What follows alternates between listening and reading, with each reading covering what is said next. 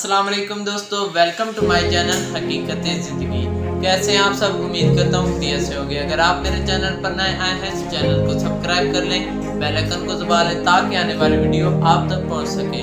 दोस्तों, आज की हमारी वीडियो का टॉपिक है, अगर आप ज़िंदगी में कामयाब होना चाहते हैं तो अपने घर की परेशानियों की वजह से अपने मकसद पर फोकस करना कभी मत छोड़ें। दोस्तों, आज के हमारे दौर में हर एक शख्स की परेशानी यही है कि घर में मसाइल चल रहे हैं, हम पढ़ नहीं सकते, हमारे पास पैसे नहीं है, ये नहीं है, वो नहीं, वगैरह वगैरह। तो दोस्तों, अपनी घर की वजह से, परेशानियों की वजह से अपने ख्वाबों को अधूरा कभी ना छोड़ें। अपने ख्वाब हर हाल में पूरे करें। अगर आप ज़िंदगी में कोई ख्वाब देखते हैं और उसे पूरा नहीं कर पाते तो आपकी ज़िंदगी में आने का मकसद कभी पूरा नहीं हो सकेगा।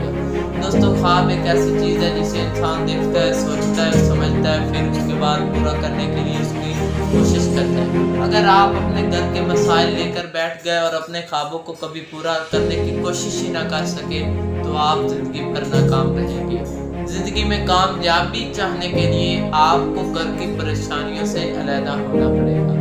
हाँ, मैं ये नहीं कहता कि घर वालों का साथ ना दो वगैरह वगैरह या उनकी सपोर्ट ना करो, लेकिन अपने मकसद पर फोकस करो। अगर आप बेमकसद हैं तो फिर आप कभी कामयाब नहीं हो सकते। कामयाब इंसान अपने स्टेप बाय स्टेप चलता है, अपने मकसद के तहत चलता है, लेकिन जो नाकाम इंसान है वो हमेशा बहाने बहाना रहेगा कि मैं ये नहीं कर सकता, आज ये हो गया, वो हो गया, घर में परेशान है, सब ये है, घर में खाने पीने के लिए कुछ नहीं। यार, आप मेहनत करेंगे तो कुछ आएगा ना। बगैर मेहनत के आपको घर बैठे बिठाए तो किसी ने कुछ नहीं देना। आप हलें, आगे कदम चलाएं, उसके बाद मेहनत कोशिश के ज़रिए कुछ मिल सकता है। तो मैं आपको सिर्फ इतना सा समझाऊंगा कि कभी भी अपने घर की वजह से आप अपने मकसद पर फोकस करना ना छोड़िए।